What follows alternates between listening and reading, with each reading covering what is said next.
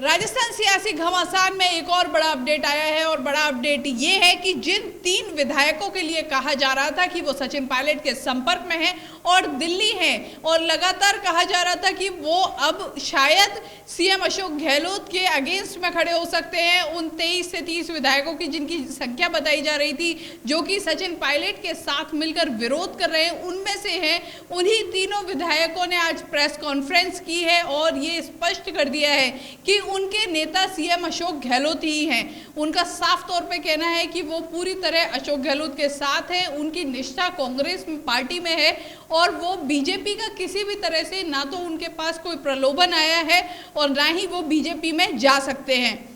इसी के साथ एक बड़ी खबर ये भी है कि सचिन पायलट की धर्मपत्नी सारा पायलट ने कुछ ऐसे ट्वीट किए हैं जिसके बाद से ही राजनीति वहां पर भी गरमाने लगी है, क्योंकि उन ट्वीटों को देख के साफ पता लग रहा है कि कुछ ना कुछ तो पक रहा है। सारा पायलट ने एक ट्वीट किया है, लगभग लगातार 3 से 4 ट्वीट उन्होंने लगातार किए हैं, जिसमें एक ट्वीट उन्होंने किया है जिसमें सचिन पायलट का फोटो है और उसमें लिखा हुआ है कैप्शन की जगह कि जब हम दिल्ली का रुख करते हैं तो बड़े बड़े जादूगरों के पसीने छूट जाते हैं। इसके अलावा उसके अगले में भी उन्होंने कुछ ऐसा ही कमेंट किया है जिसमें उन्होंने लिखा है कि उसका सार ये है ट्वीट का कि 5 से 6 साल मेहनत सचिन पायलट ने की और उसके बाद जब सत्ता हड़पने की बारी आई तो किसी जयचंद ने हड़प ली। ये इस तरह के कुछ व्यंग किए हैं, कुछ कटाक्ष किए हैं उन्होंने।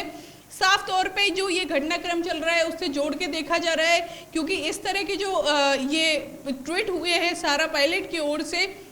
इसने भी जो ये अभी माहौल बना हुआ है उसमें हवा देने का काम किया है। मैं 3 विधायक जो सबसे महत्वपूर्ण थे वो तीनों विधायक दानिश अबरार, चेतन डूडी और बोरा हैं, जो कि तीनों इन विधायकों का सुबह से ही कहा जा रहा था कि इन तीनों विधायकों का संपर्क नहीं हो पा रहा है। तीनों से जब इनके अलग अलग चैनल्स पे फोनो चले तो इनका कहना था कि दिल्ली हैं, जिसके बाद से ही एक कयास लगाए जा रहे थे कि ये सचिन पायलट के संपर्क में है, लेकिन तीनों ने ही स्पष्ट कर दिया है। वहीं अगर हम बात करें दानिश अबरार की तो वो साफ तौर पर सचिन पायलट खेमे के माने जाते हैं, लेकिन आज जब उन्होंने सीएमआर में आके, जहाँ पे उस समय विधायकों की बात करें तो कई अन्य विधायक और मंत्री भी मौजूद थे, जिसमें प्रताप सिंह खाचरियावास, रघु शर्मा, हरीश चौधरी भी थे और उनके बीच उन्होंने वहां पर यह कहा है कि उनका साफ तौर पर कहना है कि उनके नेता अशोक गहलोत है।